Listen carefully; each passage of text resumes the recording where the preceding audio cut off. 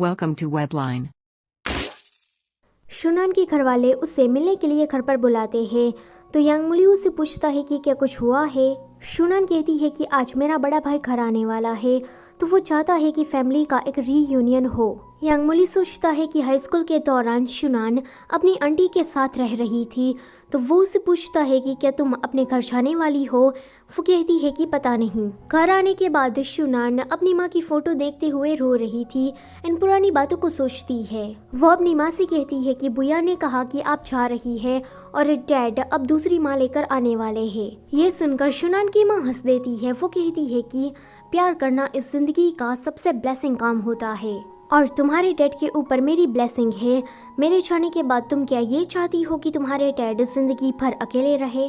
अगर नई माँ आती है तो उसे डिसलाइक मत करना, उसके साथ अच्छे से रहना और डैड के लिए कोई भी ट्रबल क्रिएट मत करना। शुनान उसे कहती है कि पर माँ मैं आपको रिप्लेस नहीं करना चाहती। यहाँ प्रेजेंट टाइम में शुनान रोते हुए कहती है कि माँ डैड ने आपको रिप्लेस कर दिया है। ये सीन यहीं पर ही कट होता है। फिर अगले सीन में हम देखते हैं कि शुनान अपनी फैमिली से मिलने के लिए जाती है। घर के सामने वो देखती है कि उसका बड़ा भाई अपनी गर्लफ्रेंड के साथ है। आज शुनान का बड़ा भाई अपनी गर्लफ्रेंड को अपनी फैमिली वालों के साथ मिलवाना चाहता था। शुनान उसके पास आती है और कहती है कि क्या ये मेरी फ्यूचर सिस्टर इन लॉ है? तो उसका बड़ा भाई कहता है कि आनान काफी वक्त बाद मिले। उसके बाद वो अपनी गर्लफ्रेंड शी युवान और शुनान उन दोनों को ही एक दूसरे से इंट्रोड्यूस करवा देता है। फिर वो कहता है कि आज के रियूनियन में हमारी आंटी नहीं आने वाली क्योंकि वो फोटोग्राफी के काम में बिजी है। ये सुनकर शुनान सोचती है कि मुझे अकेले अंदर नहीं जाना था, काश आंटी यहाँ पर होती। उसके बाद शुनान घर के अंदर जाती है। ग्रैंडमा अभी उसके बड़े भाई और शी युवान दोनों से बातें कर रही थी। शुनान ग्रैंडमा से कहती है कि गुड इवनिंग ग्रैंडमा, लेकिन ग्रैंडमा शुनान की तरफ कोई ध्यान ही नहीं देती, मानो जैसे शुनान तो वहाँ पर हो ही ना।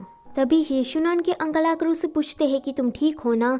शुनान कहती है कि मैं ठीक हूँ। फिर वो देखती है कि ग्रैंडमा शी युवान से उसकी हॉबीज वगैरह के बारे में पूछ रही है। शुनान बैठकर उन दोनों की बातें सुनने लगती है। काफी देर हो जाती है। उसके बाद शुनान के डैड वहाँ पर आते हैं। वो पूछते हैं कि तुम कैसी हो? शुनान कहती है कि ठीक हूँ। वैसे ये शुनबाई कहाँ गया? तो उसके डैड कहते हैं कि पूरी आफ्टरनून उसने तुम्हारा इंतजार किया, अब वो सो रहा है। तभी ही शुनान की स्टेप मदर आकर कहती है कि तुम मेरी थोड़ी किचन में मदद कराओ। तो डैड वहाँ से चले जाते हैं।